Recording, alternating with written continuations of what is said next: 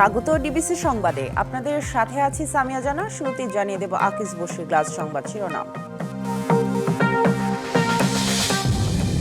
Commission সঠিকভাবে কাজ করলে ডিসেম্বর নয় জুনের মধ্যেই ভোট আয়োজন সম্ভব, মন্তব্য রুহুল কবির রিজভীর।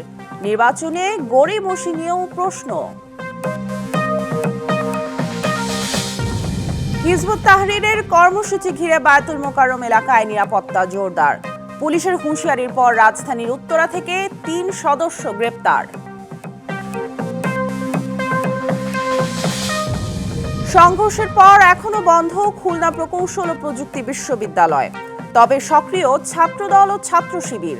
রাজনীতি চিরতরে বন্ধের দাবি শিক্ষার্থীদের। মাগুরায় বোনের বাড়িতে বেড়াতে গিয়ে ধর্ষণের শিকার শিশুটি, উন্নত চিকিৎসার জন্য ঢাকা মেডিকেলে ভর্তি। ভগ্নিপতি ও বোনের শ্বশুর আটক।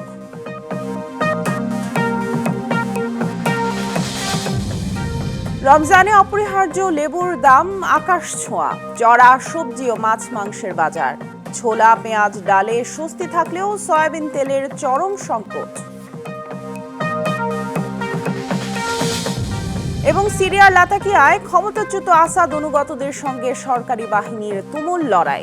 রুশ নিয়ন্ত্রিত বিমান ঘাঁটির কাছে সংঘর্ষে নিহত ৭০।